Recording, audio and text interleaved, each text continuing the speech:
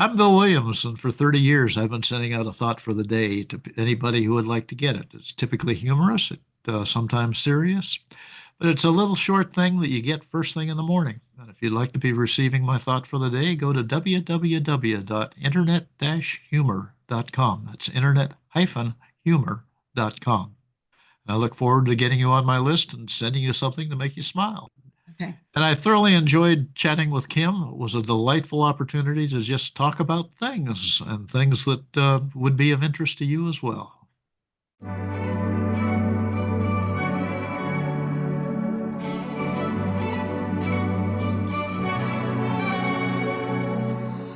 Welcome to the show. I'm so glad you're here. I am Kim Sorrelle. I'm a speaker and author. I do a lot of things, and my favorite thing to do is to meet extraordinary people. And today I'm going to introduce you to another extraordinary person that I've met, Bill Williams. He's going to tell us his life story because, to be honest, I couldn't find out a lot about Bill online. He seems to be this mystery, but I do know that he's done a ton, and he's so funny, and you're really going to enjoy him. And so, Bill, welcome to the show. Well, thank you, Kim. That's one of the best introductions I've ever had. To tell you that I couldn't find much about you online. Mystery man. Mystery man, a man of great mystery. That's right. It's almost like a James Bond kind of a thing. Kind of cool. So, Wow. so Bill, I want people to get to know you. Tell me about 8-year-old Bill. Well, I started back in the 1960s when I was in college at Texas Tech out in West Texas. I Is needed it a job, 8-year-old? Oh, just kidding. and I needed a job. So a friend who knew me in high school said, "You were in the camera club, weren't you? You want a job?" I said, "Sure." So I got a job as a photographer. Didn't know enough about it to have anybody hire me, but they did anyway. So I got a lot of books, and I was an engineering student. And before I got out, my degrees were in broadcasting and journalism because I spent so much time in photography and writing for the local paper and things of that nature. And I got out and moved to Austin, Texas, where I was at the University of Texas. I managed a four-city television network, instructional television, and produced and directed films at the university. And then I got a job offer with a new TV station in Northwest Ohio. I didn't know it was Northwest Ohio. All I knew was that it was Bowling Green State University. And I was thinking Kentucky and thought I've always wanted to live in the mountains. So I took the job and wound up in Northwest Ohio, which is as flat as West Texas, just has more trees. I can tell you, let me just verify that for everybody listening. I have a grandson at the university there right now, and I went down, it's his freshman year, I went down for his birthday. There's nothing there.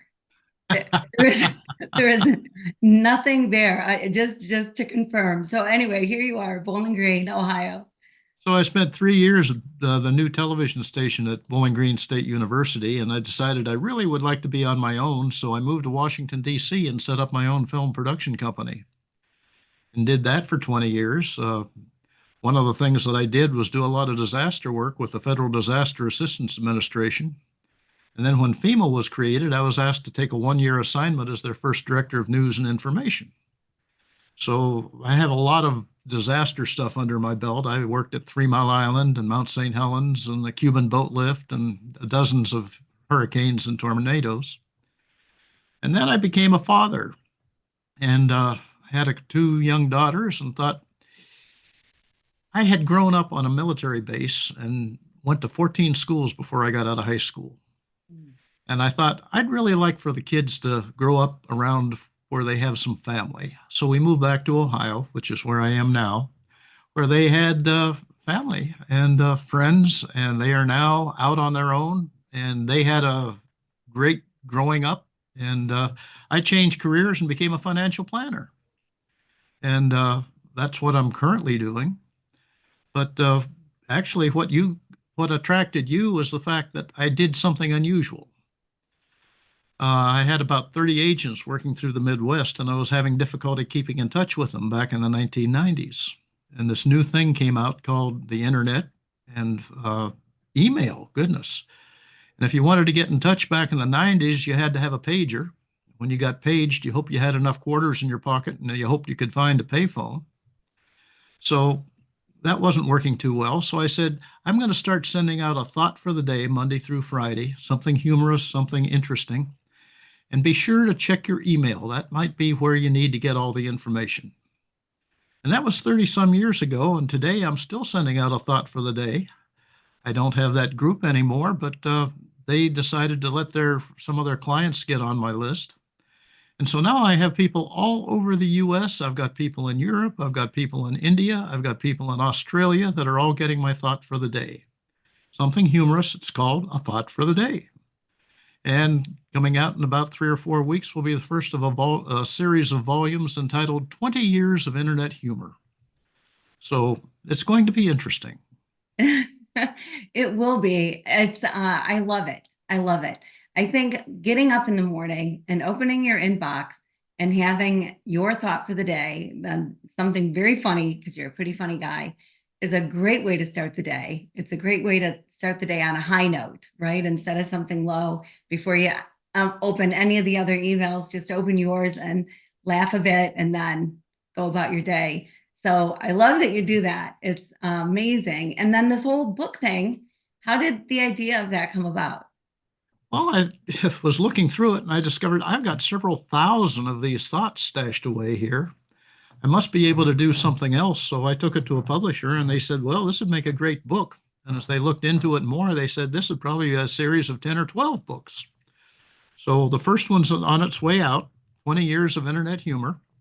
And in January, it'll be available on Amazon and virtually all the major bookstores and some of the independents too. Yeah. Yeah. And I understand we've got a mutual friend, Jack Canfield. Oh, yes, Jack Canfield, Chicken Yeah. Soup for the Soul guy. Yeah. Marvelous fellow. As a matter of fact, I have an interview with him. He got an advanced copy of the book and he was taking a look at it and he was saying, I was reading this thing in bed at night because I just couldn't put it down. So I guess he liked it. That's good. Yeah. I mean, that's quite an endorsement. If you're in Jack Canfield's bed, I guess that's pretty good. Not everybody Mhm. gets there. So that's That's awesome. true. Yeah. Yeah. So when does your book come out? Well, we're looking at mid-January right now. Yeah. So, okay. So that for people who are listening at whatever date or time they're listening, that's mid-January of 2025. So if you're listening after that, it's out. Go get it, go find it and go get it. If you're listening before, get ready and get ready, watch for it to be able to pre-order and all the good stuff. And Bill has a website. So what is your website? We'll say it again at the end, but just so people know so they can keep Well, it's track. www.internet-humor.com. And they can go there and sign up to get my thought for the day. It's absolutely free. There's no charge. And that particular list is growing quite rapidly, and I'm delighted to say. And that's just my goal is to give people something to smile about when they start their day. Yeah, that's awesome. That's awesome. What a great thing to do.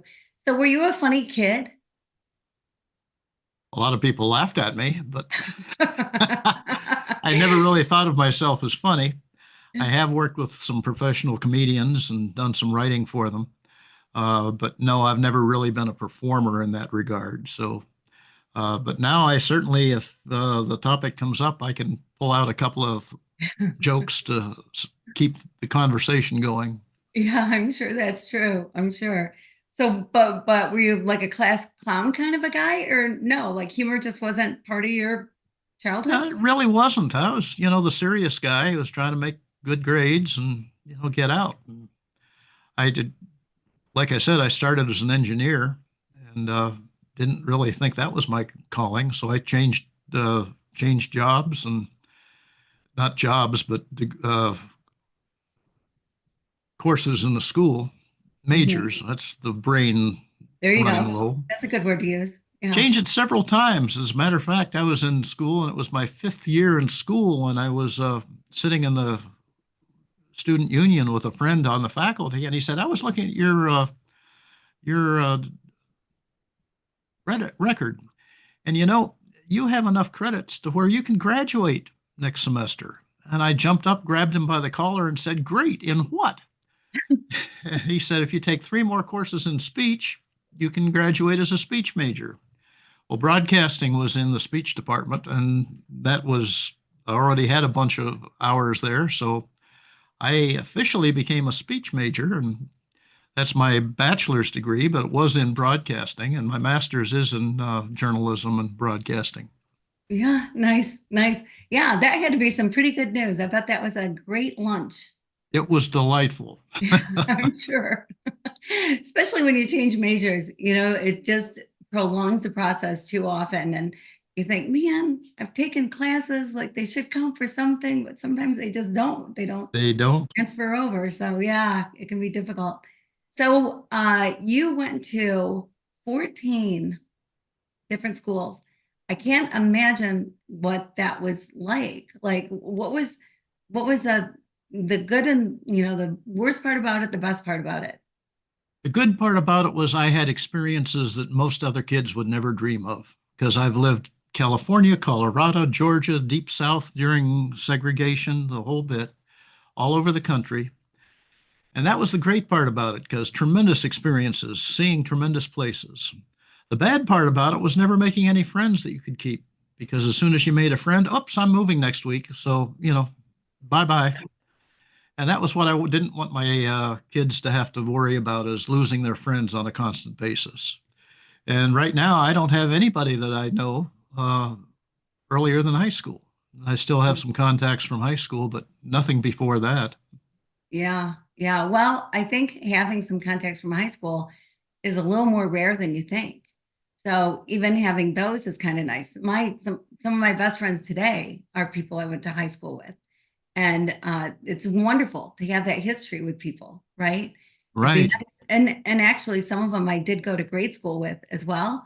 Didn't remember them so much from grade school because you kind of stick with your class, however that goes, whatever. But then became great friends in high school. And but we can talk about the same stuff, right? We can talk about the elementary school principal, the teachers at the school, different things we used to do, the family night, the sitting on the gym floor watching a movie, whatever, eating cheese curls.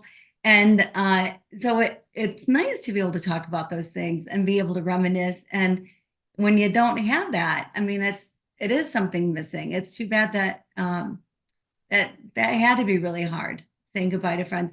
Did you find it hard to really entrench yourself with friends, like really become great friends, or did you put up a low wall knowing that it might not be so long? Yeah, I probably kept myself, apart because after 3 or 4 or 5 times, it was, I'm going to be leaving, so I don't want to get too close. And that has probably affected, me as an adult too. I would imagine. Yeah, yeah. Well, what's funny to me is all that stuff that happens in our childhood, in our growing up years. We can be our age and still it affects us. And you would think, wow, that was this much of our whole life so far, but yet it has such a major impact. And it is hard to get over stuff that happened years ago. And so to create connections, like if you didn't do it when you were a kid, I imagine it would be really difficult to do as an adult. Yes. Yeah. Yeah. So, what do you do about that? Like, do you have there's other people that have the same issue that are having a hard time connecting. In fact, I think it was the Surgeon General's report or somebody's report that came out not long ago saying that over 50% of Americans suffer extreme loneliness. And I don't know, to be honest, how that number compares now to pre-COVID, if the numbers changed. My guess is it's gone up, but it's such a sad thing to think about, right? Like over 50%. And I know a lot of people who are in that category. Okay. Mm, And it's one of those things where you have to actively fight the battle to not be alone. And I've made it a point to, get out and get involved with social organizations and church and things of that nature so that, and volunteer, say, hey, we need some help doing this. Okay, I can do that. Okay.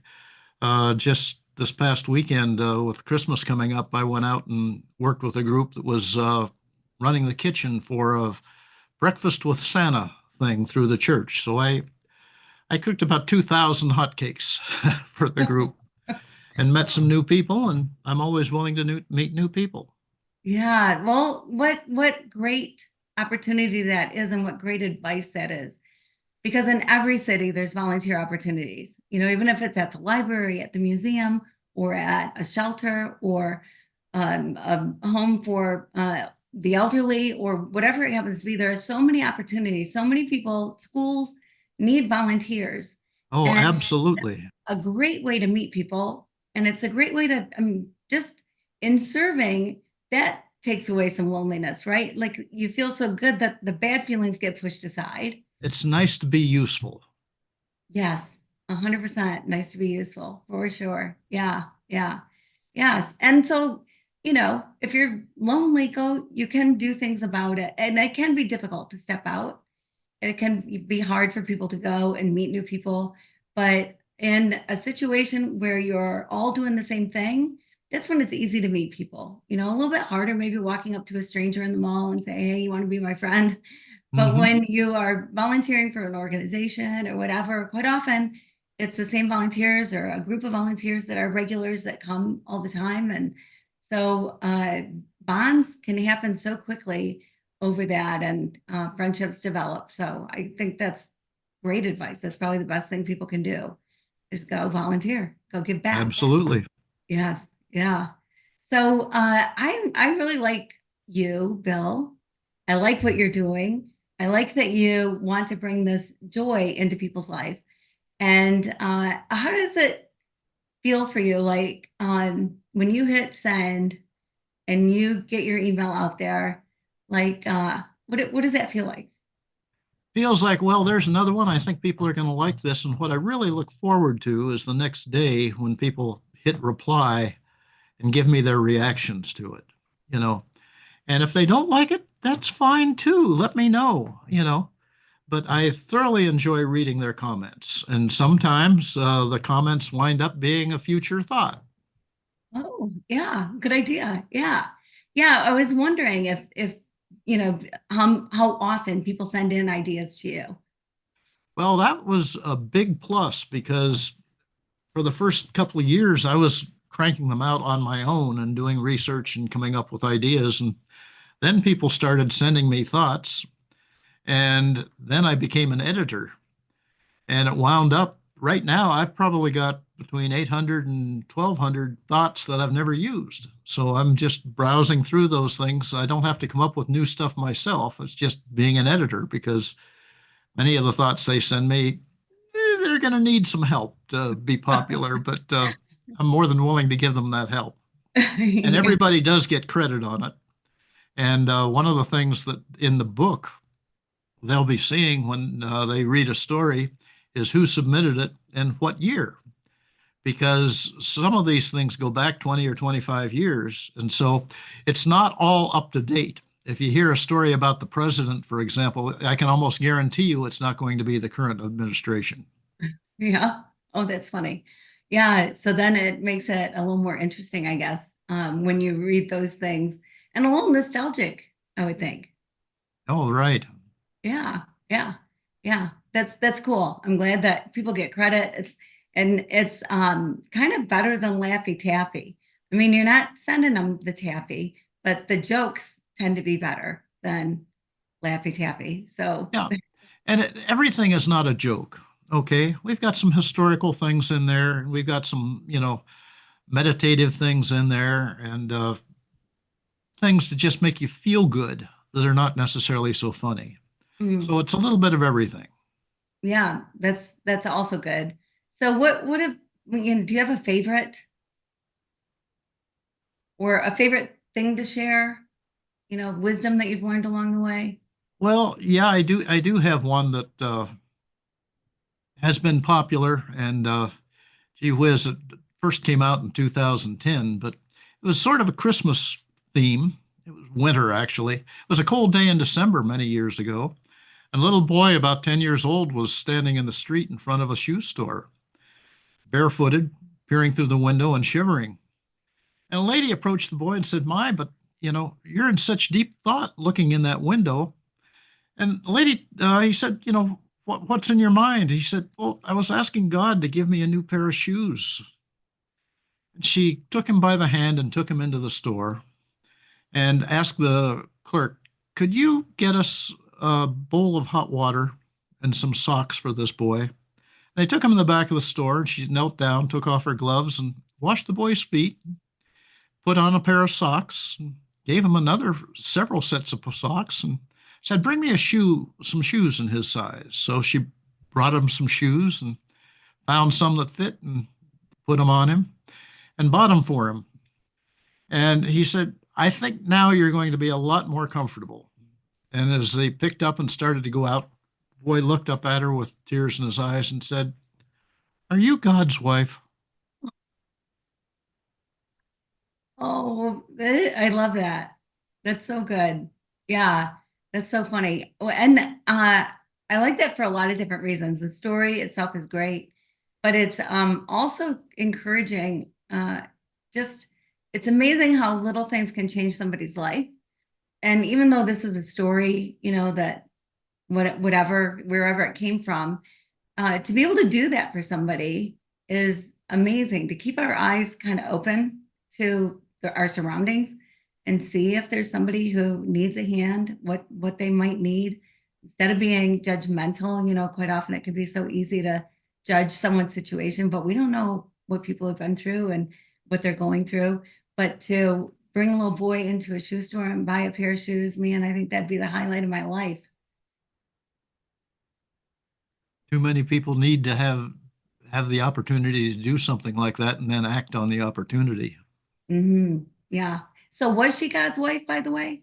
Pardon? Was she God's wife, by the way? I doubt it, but I don't think he's into matrimony. I think you're right. I never read that anywhere. I heard I've not been invited to a wedding or that kind of a wedding. So yeah, and we're tight, so I think I'd be invited, but Good, good. yeah, yeah. Speaking of weddings, another story that has been popular, at least among the men, uh, a boy and his mother and dad went to a wedding. And after the wedding, the boy asked his mother, Mom, why does the bride always wear white? And the mother said, well, that's a way of showing everybody her purity. And he thinks about that. Then he goes to his dad and said, Dad, why does the bride always wear white? The dad said, well, son, that's perfectly obvious. All kitchen appliances come in white. Funny to some, not so funny to others, I guess, maybe. But that That's is why I kind say the men like that of story. you're Women are right. not crazy about it. Right. But yeah, yeah. Yeah, that's funny. Well, now that I guess they have to wear stainless steel wedding dresses because that's what seems to be in right now is stainless steel appliances. So Right. be interesting if see if things change. Yeah. So you have a couple daughters, and I do. what does fatherhood mean to you? It's one of the greatest things that ever happened to me. And I am just absolutely blown away by what they have done. Uh, my older daughter was got a degree in theater at Bowling Green State University, and she was the only one in her class to come out with an actual job. And when I heard she was getting a degree in theater, I just thought it was another word for food service. But she has never had the result of that. She's now been out, I guess, about 16 years now. And she just finished directing her first equity production in Cleveland Mm. of POTUS, one of the most popular shows out there now. And it was a huge hit. It ran the full length with sellout crowds, and they went into extended runs with still sellout crowds. And it's one of the funniest shows I've ever seen. And my younger daughter is also an actress, but she really doesn't want to do that. She's currently in graduate school looking at a degree in library science, but Mm. she has been in many plays, and I'm thinking about using them and their guys as the Williams family players to do an audio version of the book. Oh, that would be so fun. That would be really fun. So they have guys. They're married. One is married, one is in the process. Yes. Yeah. Both two wonderful men, better be. I'm sure you wouldn't Oh, let absolutely. anything else walk through the door. And And both of the men are also in theater. So, oh wow. Wow, we got lots of theater going on. right. Yeah, I have a good friend whose daughter is in theater and she is out in New York and she works out in New York and you kind of go from one thing to the next and you just hope and you go to auditions and you have to deal with rejection and then get excited when you get the part and you a lot of waiting and a lot of whatever is kind of standard for people. And it's interesting to me. I love it when parents let their kids follow their dreams. It can be so easy for a parent. I want to hear your take on it, but it seems like it could be so easy for a parent to go, honey, there's a lot of people that want to be an actress and you're an actor, and I just don't know. It's hard to make it in that business. Why don't you get a good engineering degrees so you got something to fall back on or don't go into theater. What was that like for you when your daughters wanted to do that? Well, seeing as how I spent so much time in film and television, and which is basically theater in another way, it would be really hard for me to say, don't do it. So I encouraged them, see what could do. And like I say, if you had to fall back on food service, I've driven a cab and done all sorts of things when I needed to. Just, but as it turns out, they've never had that problem. They've been Yeah, that's occupied. good. That is so good.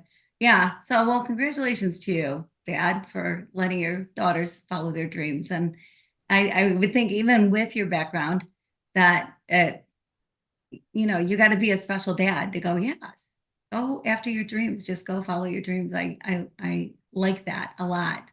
Are you a grandfather yet? No, both girls decided that with the way the world is, they really don't want to have kids right now. And I Yeah. can't really argue with that. Well, I would imagine though you're great with kids. So nieces, nephews, neighbors, whoever, whatever kids come in contact with you, I would think you enjoy children. Is that true? I do enjoy children, but I must admit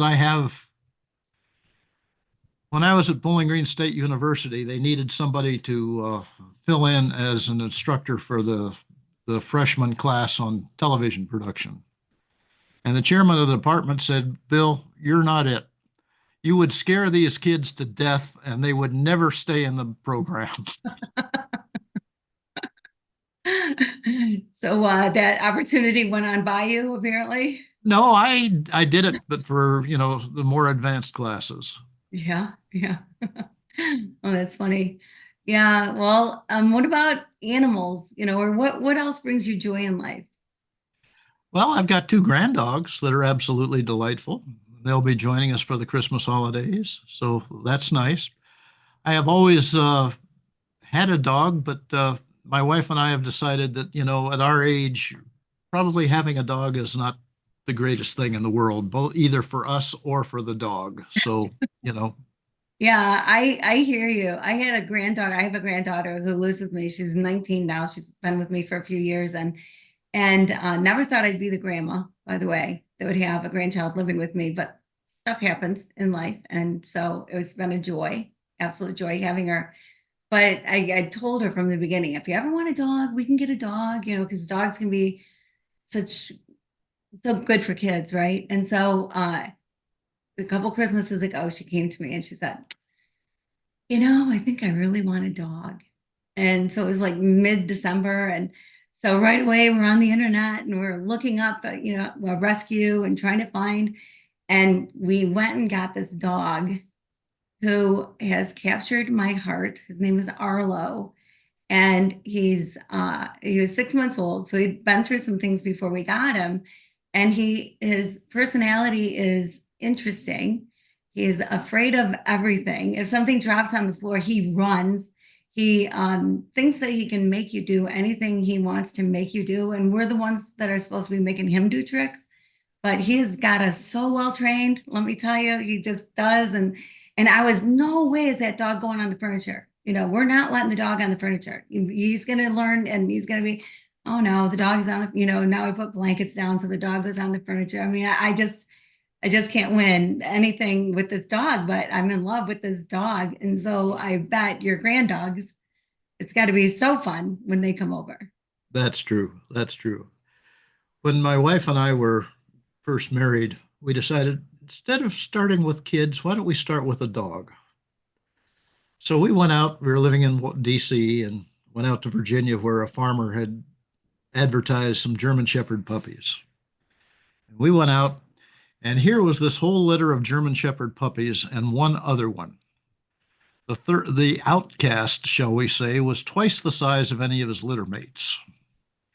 And Jean said, I want that one. I said, Jean, that's going to be a big dog. She says, how big could it be? It looked, you know, it was big.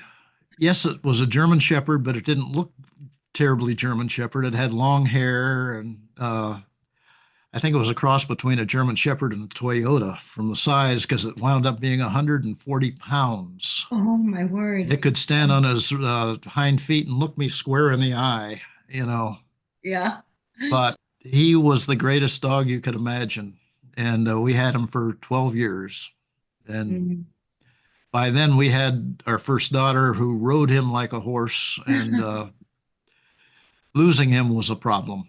You know, Oh my. that's Well, always a problem with pets. it's so true. It's so true because they're family. And so it is, it's devastating. I think for people who haven't had pets, it might be hard to understand how attached you get to a dog, or a cat, whatever your pet, and how they do become part of the family. They're part of you. And you know, and so it is so hard. It is so hard to say goodbye, and they don't live nearly long enough. And it's just, it is hard, but what a joy they are when they're around. Well, that's one of the stories that I have coming up in the next couple of weeks is why dogs don't live longer. Mm. And And well, it's not ready to go yet, but basically, this family had a dog that was having medical problems, that had cancer, and so they decided to needed to go to sleep. And the vet came and said, "I'll do it at home, so the dog will be comfortable." And they had about a 4 or 5 year old son. And they said he should be in, with us when we do that. And so it was a peaceful going. And the parents were, you know, I just don't know why dogs don't live longer. And this little boy said, I do. Dogs are always friendly, and they teach people to be friendly, and they don't need to live as long as we do because we can go and teach other people to be friendly. So it's sort of a nice story. Better yeah. when I finish the editing. No, but that is a beautiful story. And I often liken dogs to grandkids. I've got 11 of those, and not 11 dogs, 11 grandkids. But it's kind of so similar. Like you walk through the door and they are so happy that you're there. And no matter what, your dog runs up to you, is thrilled that you're there, can't wait to see you, has been acts like it's been waiting all day by the door, just waiting for you to come home. Just can't wait to see you and be with you and do anything you ask them to do. And grandkids are the same. Like, Oh, yes, yeah. they know I'm coming over. Man, they're by the door. They can't wait. I walk in, and my grandkids, it's like I can do no wrong. Just like with a dog, it's like you can do no wrong. And my grandkids think I'm funny. So it's kind of fun. Although I gotta say, the older ones aren't laughing quite as hard as they used to at some of the things I say. So I don't know. Hopefully they don't lose that about their grandma. We'll see. I don't know if my dog thinks I'm funny. I I'll ask him. I'll find out Yeah. all the things about that. Let me know what you find out. Yeah, I'll do that. I'll let you know. Yes, for sure.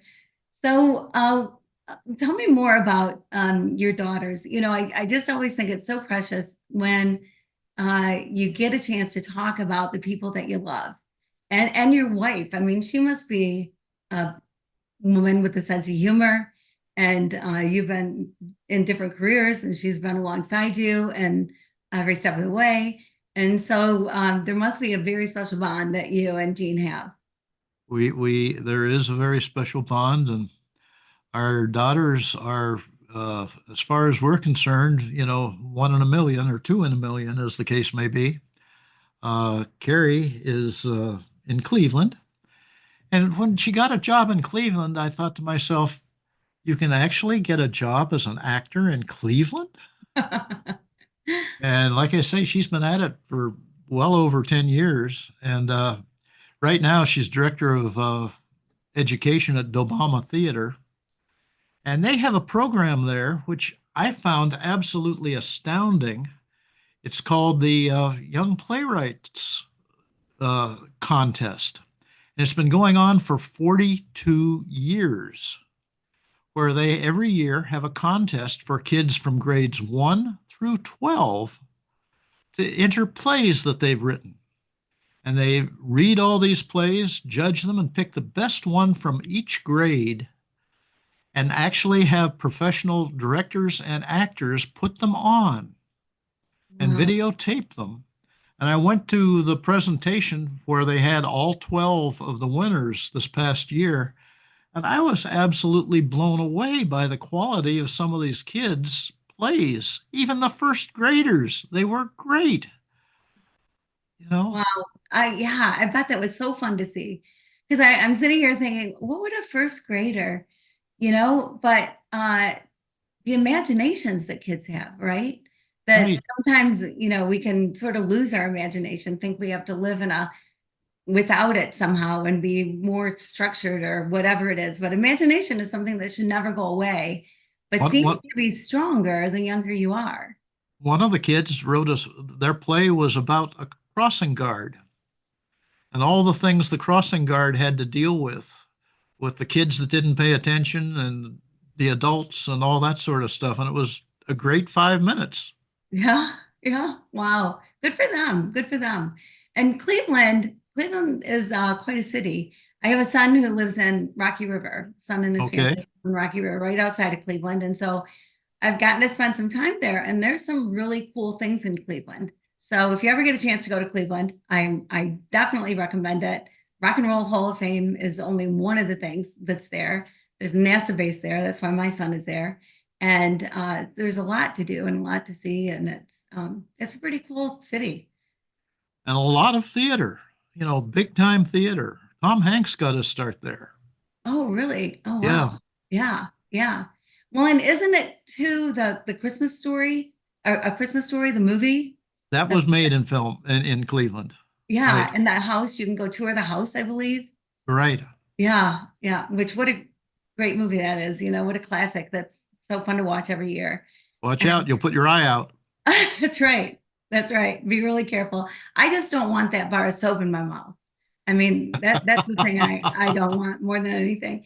In fact, I thought of that story when I have a son who he was bullied in junior high and would come home and he cried after school, and I was like, oh my gosh, I just have to take him out of school. Like I can't make him go to school. I mean, this is horrible for him. And my husband was like, no, he's just got to learn to deal with it. Like, we'll teach him how to fight. My husband said, I'm going to teach him how to hit and don't hit first. But if that kid ever hits you, next time he hits you, then you'll know how to hit. So every night after dinner for a while, my husband would take my son down into our basement and he'd work with him and, he'd lift some weights and get feeling better about himself, stronger, and learn how to punch the right way. I still don't know how to punch the right way, which is fine for me. I don't punch a lot of people, so it works. But That's nice to know. yeah, yeah.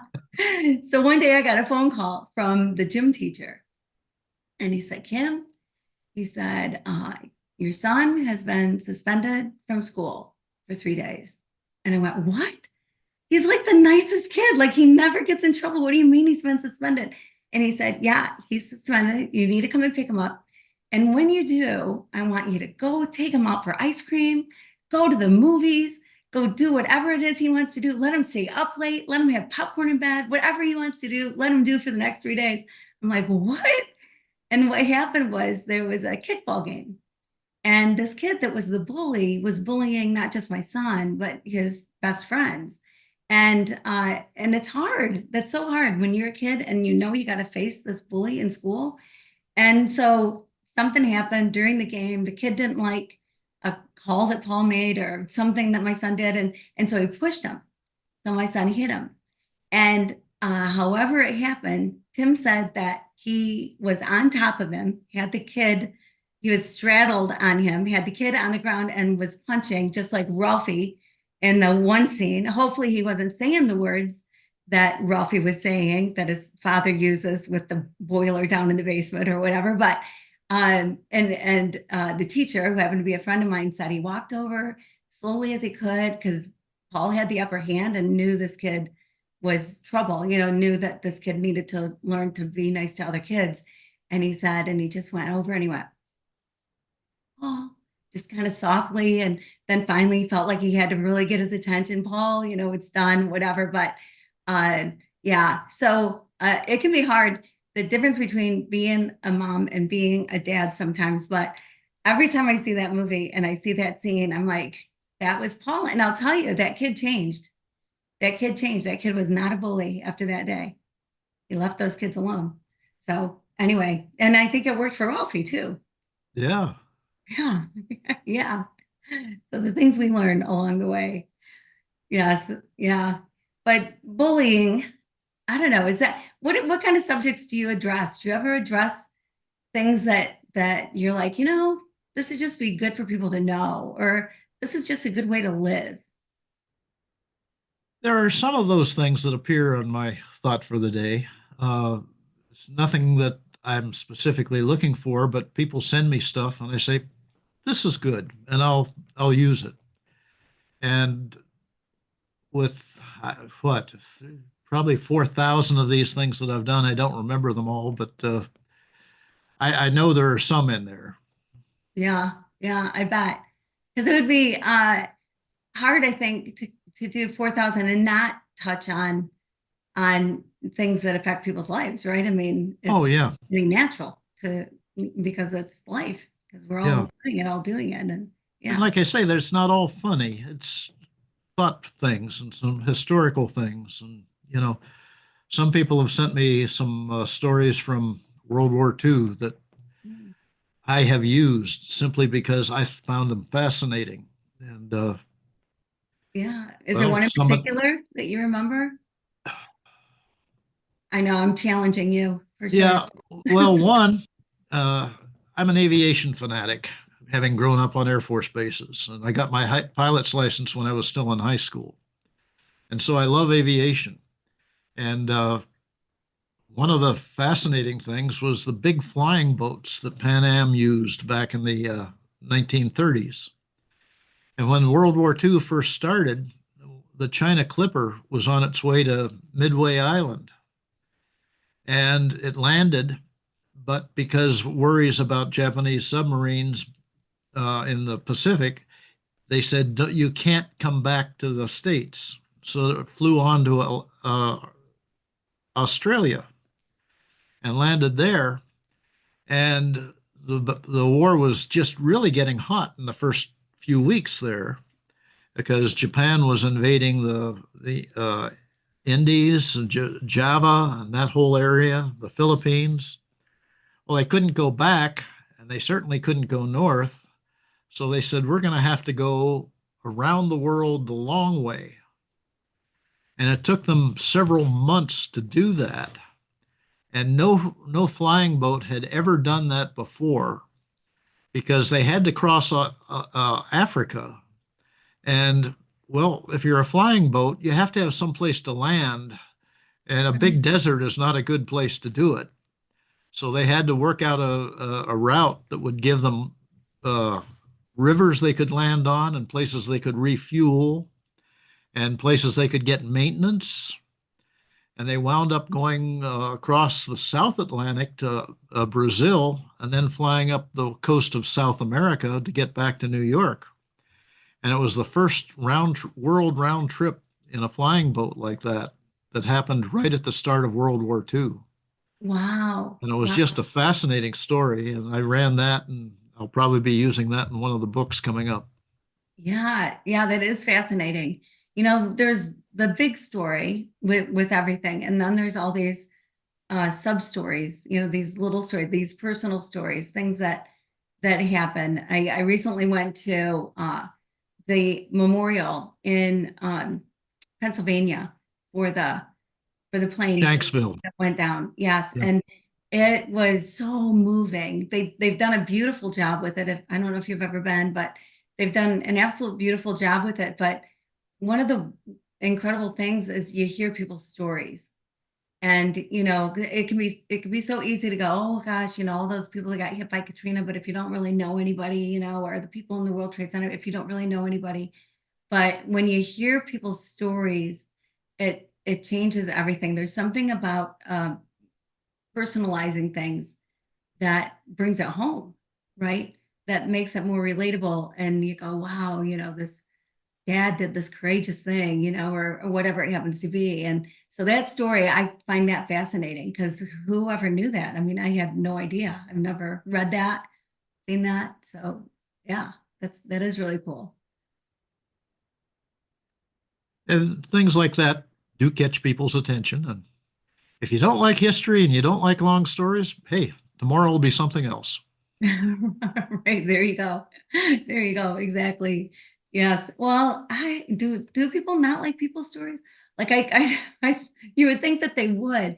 So you worked with disaster relief. I mean, you were, directing the filming, the whatever, but even so, I mean, you would have met, I'm sure, a lot of people and seen a lot of things. And uh, what was that like? Was that difficult to be in those situations? It wasn't difficult because uh, when I was on location, they knew I was there to help, and we were always welcomed. Okay. And I see the news today about this most recent hurricane down in the Carolinas and all that sort of stuff. And I find it absolutely astounding that how much things have changed since I was doing this. Uh, because I don't know if you remember the old Rolaids commercial. Relief is spelled Rolaids. And I remember going into one flood area and big signs were out. Relief is spelled FEMA. And hey, we're there to help. And Mhm. my job was to get the word out to people. And we're always looking for creative ways to do that because very often, well, maybe some of the radio stations aren't working or the newspapers very often aren't publishing. So we got to get the word out one way or another. And in one disaster in West Virginia, back in the hills, they couldn't, a lot of them didn't have electricity because the power was out. And so what we did was we wound up putting news releases on grocery bags. So when they went to the store and got their groceries, they got the information they needed about how to get help. Oh, wow. Wow. That's pretty clever. That's a You good know, idea. and one of the places was out in Arizona. And I thought, well, why don't we go over to Goodyear, Arizona, and see if Goodyear would let us use one of their blimps to get the information out. And Goodyear was willing, but they didn't have any blimps on site at the time. But I wanted to be the first person to have a government news release on the side of a Goodyear blimp. Yeah, no kidding. No kidding. That would be a good story all by itself. But yeah, yeah, that would be an interesting thing. You see the planes with the banners, and most of the time these days it's like, "Will you marry me?" or "Happy birthday," or whatever it happens to be. So one flying by that says, "Call FEMA 1-800 whatever." That would be an interesting thing to see in the air. And Yeah. I don't know that they've ever done that, but then I haven't been with them in a bunch of years, so I don't know what has happened recently. Right. Yes. Yeah. Well, and I don't know. I've done a lot of disaster relief myself. I was in New York within 2 weeks after 9/11. I was in Haiti a couple weeks after the earthquake that killed 200,000 people. I was in Venezuela with floods and whatever. And one thing that I've always noticed, I'm curious if you've noticed the same, is that it tends to unify people, Oh, yes, yes, right? indeed. Yeah. Yeah, it's amazing that it takes a disaster to unify people. Sometimes people don't even know who their neighbors are. But when you're going through something together and you need each other's support and helping each other out, and one family helping the next, and it's amazing how it just is this glue that brings people together. So you saw that too. Oh, absolutely. Yes, indeed. Yeah, yeah. So I'm curious, what do you think? Like, um, and to me, it's a little sad in a way that we're not already that unified, but it's also really amazing how people are so resilient and then do come together and help each other out. I wonder if there's a way without a disaster to have that same unity going. I'll tell you, I would give anything to be able to come up with that answer. Can I that be one of your morning things? Can you just come up with that answer and put it in an email and let us all know exactly what we're supposed to be doing I'll to tell you, make if I come up with that answer, I'm going to do more than put it in an email. Right, right. Yes, put it on the side of a blimp, put it on the That would be grocery bag, nice. Yes. like, wherever it can be. Yeah, because we're all in this thing together. And so it's so much nicer when we just live like we know we're all in this thing together and love each other. I believe in Jesus, and I in the Bible it says that really kind of our only job is to love. It's like all we're supposed to do is to love ourselves, love God, love each other. And if you really do that, everything else either doesn't matter or falls into place, one or the other. And I'll tell you, I lived this year, I dedicated a year to figuring out the true meaning of love. And I was in Haiti after the earthquake most of the time when I was working on this year-long, very difficult, very hard, very enlightening, very amazing year that I dedicated to it. And the things that I learned about love just blew my mind. Things that we think are true about love, that we're taught about love that aren't love, and other things that are really love that I've never heard before. And it's amazing. But when you truly love, one of the things that I learned is that one of the myths we tend to carry on is that love's a two-way street, or you got to give love to get love. And what I figured out is that's absolutely not true. That love is 100% on you. So you don't control anybody, right? Like, so you have a baby, you bring the baby home from the hospital, you decide when the baby eats, you decide when the baby has a bath, you decide when the baby takes a nap. And then 6, 7, 8 months later, your Tupperware is all over your kitchen floor, pots and pans are banging. You realize you've lost all control. And I promise you never get that control back again, because you only can control yourself. So if you give love to get love, then you're going to be Disappointed. very disappointed. Yeah, because your expectations aren't going to be met. And people don't read minds. They don't know that you need to be loved a certain way or whatever that means to you. So we're only in control of ourselves. And love is who we are. It's not a feeling and emotion, it's who we are. And so how you decide to live it and give it is up to you. But to me, that was so enlightening to just it's freeing. It's like this freedom that all you have to do is love. You don't have to worry about whether you get love back or not. Love is kind of magical in a way that someone's going to love you if you love them. I mean, it happens that way. But if you're doing it to get it, that's when it's not really love. And, you know, I have all of these people that are getting my thought for the day, and it would be ridiculous to say I love them all because I don't know most of them. But I guess I do because I do it because I would like to make their life better or, more pleasant, give them something to smile about. And I like them all. So I guess like is just sort of a love in the beginning. Yeah, yeah. Although I think you can love everybody without liking. I think, there's some people you might not like. They might not be somebody that you want to be best friends with. but you can still love. Oh, And absolutely. Yeah, that yeah, that that yeah, takes it to a whole different plane. Yeah. right, right. It does. It does. And a lot of people didn't grow up. Did you grow up with your folks saying "I love you" all the time? Was that a common thing in your household? So long ago, I frankly don't remember. Yeah, yeah. So Well, I'm guessing probably not.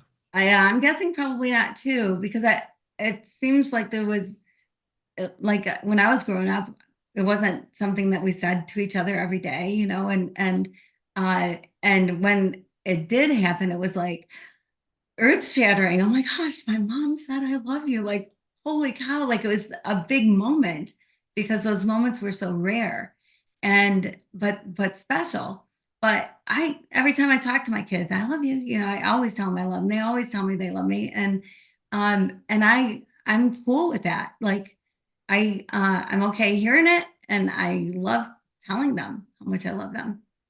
Well, with that particular topic of conversation and my having to think about it here for a moment, I do believe that the only time I ever told my dad I loved him and he told me he loved me was on his deathbed.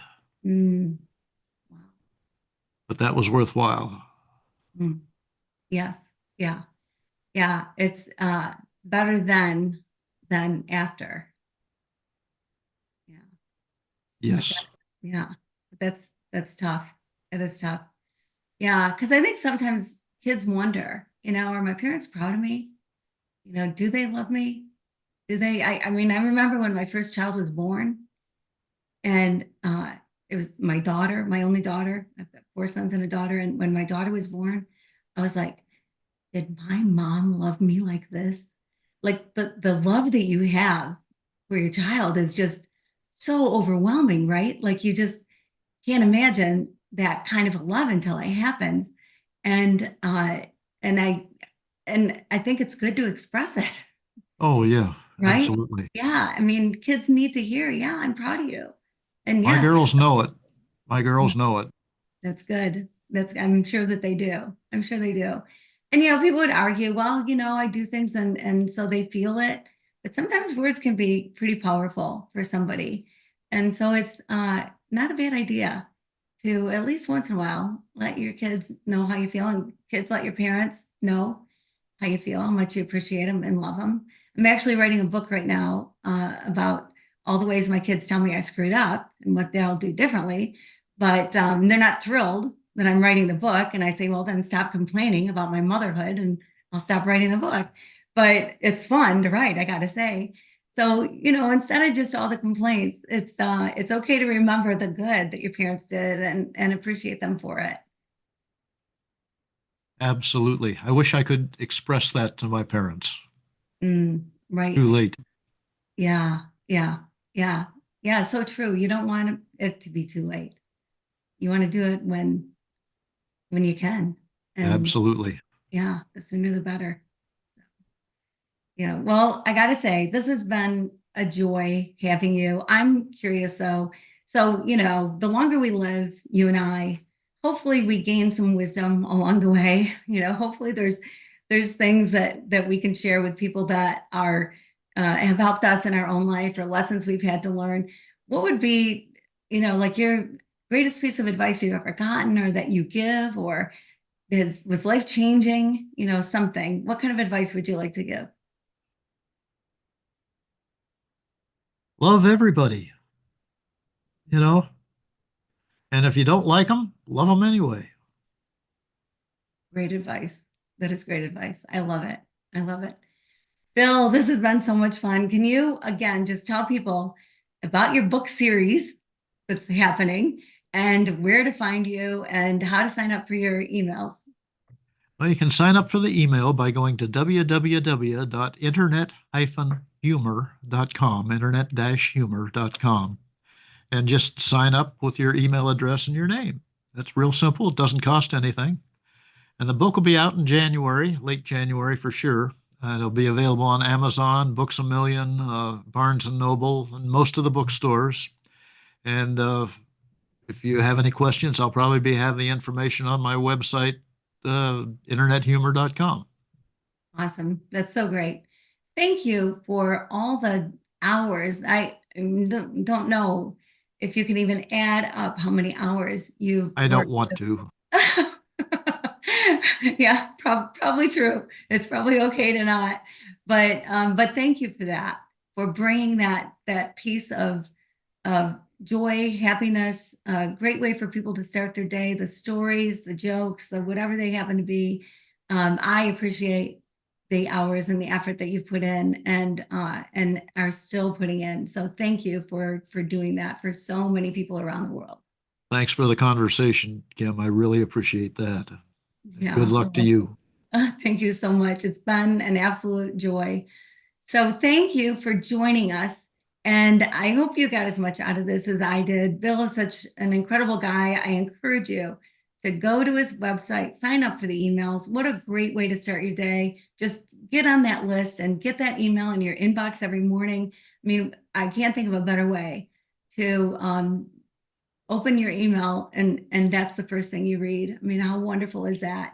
So anyway, and then keep your eye out for the book, or if you're seeing this later, the book's already out, go get it. And thank you for joining us. And until next time, be blessed.